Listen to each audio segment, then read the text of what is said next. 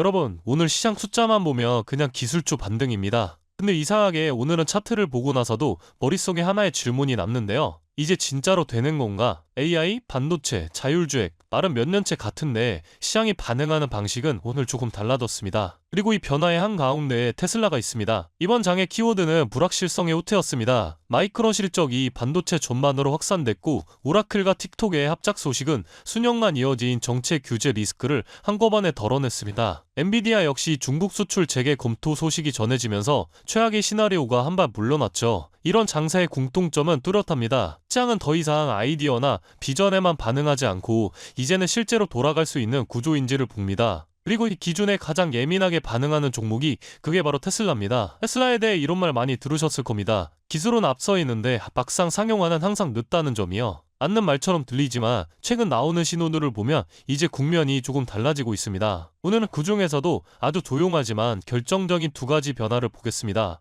하나는 배터리, 그리고 하나는 로보택시입니다. 먼저 4680 배터리는 아직도 양산이 안 되는 문제의 제품이었죠. 그런데 최근 공개된 특허를 보면 이제야 퍼즐이 맞춰집니다. 문제가 무엇이었는지 의외로 단순했는데요. 배터리 재료가 아니라 궁정 중 생기는 아주 미세한 진동이었습니다. 우니켈 양극재 그리고 건식전극 궁정은 기존 방식보다 훨씬 세게 눌러야 합니다. 이 과정에서 롤러가 아주 조금만 흔들려도 전극 두께가 미세하게 틀어지고 그게 쌓이며 수명 문제로 이어집니다. 그동안 이게 4680의 숨은 병목이었습니다. 핵심은 수직으로 누르는 힘 하나를 여러 방향의 클램핑 힘으로 바꿨다는 것, 특정 각도로 설계된 베어링 구조를 통해 아래로 누르는 힘이 좌우와 위쪽으로 동시에 분산됩니다. 이렇게 되면 롤러가 위로 튕길 수도 없고 옆으로 흔들릴 수도 없고 미세한 진동이 생길 틈 자체가 사라집니다. 결과적으로 롤러는 항상 정확한 중심에 고정되는 것이죠. 이 개선은 4680셀을 안정적으로 많이 만들 수 있는 상태로 처음 진입했다는 의미입니다. 그리고 중요한 포인트는 하나 더 있습니다. 이 구조는 건식 배터리 전극, GBE 공정을 가능하게 만드는 전체 조건이기도 합니다. 이제 로보택시 이야기입니다. 테슬라는 최근 몇 달 사이 캘리포니아에서 1000대가 넘는 로보택시를 등록했습니다. 샌프란시스코베이 지역만 보면 1600대가 넘고요.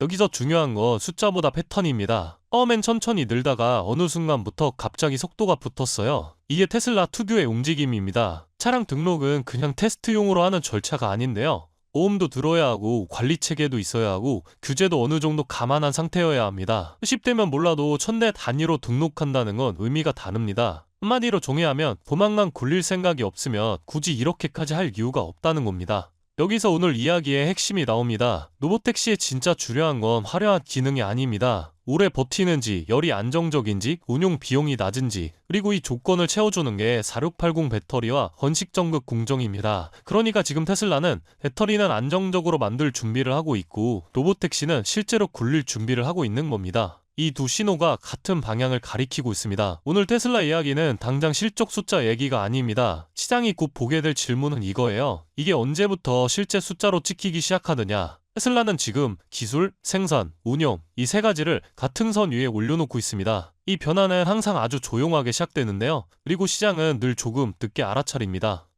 그렇다면 여러분들은 지금 주식시장에서 수익을 내고 계신가요? 우리는 어떻게 해야 이런 불확실한 시장 속에서도 안정적으로 큰 수익을 얻어갈 수 있을까요? 눈에 띄는 대장주 M7 같은 종목들은 이미 너무 많이 상승한 뒤이기 때문에 앞으로는 진짜 큰 돈을 벌기 쉽지 않습니다. 진짜 기회는 그 대장주들 뒤에서 움직이는 수혜 종목에서 발생하는데요. 이런 종목들은 시가총액이 작기 때문에 비교적 소액으로도 접근이 가능하고 리스크 관리 또한 용이하죠. 즉 적은 자금으로도 큰 수익을 노릴 수 있는 구조입니다. 그런데 지금 시장을 움직이는 가장 큰 힘은 단순히 금리나 유동성이 아닙니다. 바로 미중 무역전쟁의 임합, 전략자원 전쟁이 시작됐기 때문이에요. 중국이 반도체에 이어 히토류 수출을 통제하기 시작했고 미국은 이에 맞서 자국 내 히토류 생산 라인을 재건에 나섰습니다. 단순히 정치적 갈등을 넘어서 AI, 전기차, 방위산업까지 직결된 신냉전형 공급망 전쟁입니다. 가장 대표적으로 눈에 띄었던 건 바로 히토류 전쟁의 중심에 선 MP 머티리얼스 티커였습니다. 미국 국방부와의 공급 계약이 발표되자 3개월 만에 주가가 6배 이상 폭등했고 거래량은 평소에 10배 이상 터졌어요. 1000만원만 넣었어도 6천만원. 이게 바로 시장이 움직이는 타이밍입니다. 이런 종목들을 한번 불이 붙으면 정말 불도저처럼 밀어올립니다.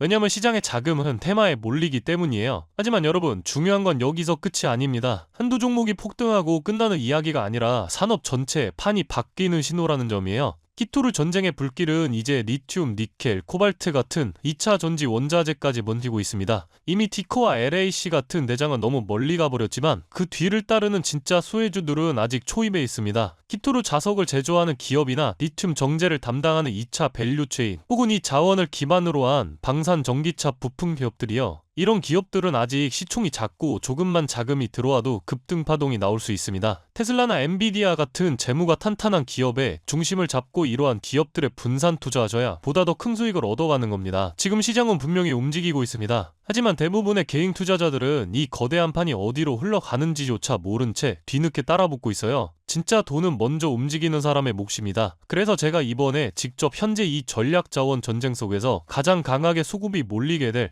핵심 소액 섹터와 종목 리스트를 정리해뒀습니다. 실제로 기관 자금이 들어오는 타이밍과 정부 정책 방향, 글로벌 공급망 재편 흐름까지 데이터 기반으로 정리된 PDF 자료예요. 이러한 정보도 소중한 제 구독자분들과 끝까지 영상 시청해주신 분들께만 오픈해드리도록 하겠습니다. 참여 방법은 간단합니다. 영상 아래 더보기란을 클릭하시면 파란색 링크가 하나 보이실 겁니다. 간단한 설문조사 진행해두시고 전송 버튼까지 눌러주시면 확인 후에 순차적으로 자료를 전달드리겠습니다. 절대로 금전 요구나 무조건적인 투자 권유 또한 하지 않습니다. 여러분이 시장에서 안정적으로 수익을 만들어 가시길 바라는 마음으로 준비한 자료들이에요. 꾹 가볍게 참고하시고 시장의 흐름을 직접 관망하셔도 좋습니다. 시장은 언제나 먼저 보는 사람, 먼저 움직이는 사람이 이깁니다. 지금 우리가 보고 있는 건 단순한 주가 상승이 아니라 글로벌 머니의 방향 전환이에요. 이 기회를 놓치면 다음 사이클이 올 때까지 또 몇 년을 기다려야 할지도 모릅니다. 영상이 도움되셨다면 좋아요와 구독 버튼 눌러주시고 저는 다음 영상에서 뵙도록 하겠습니다.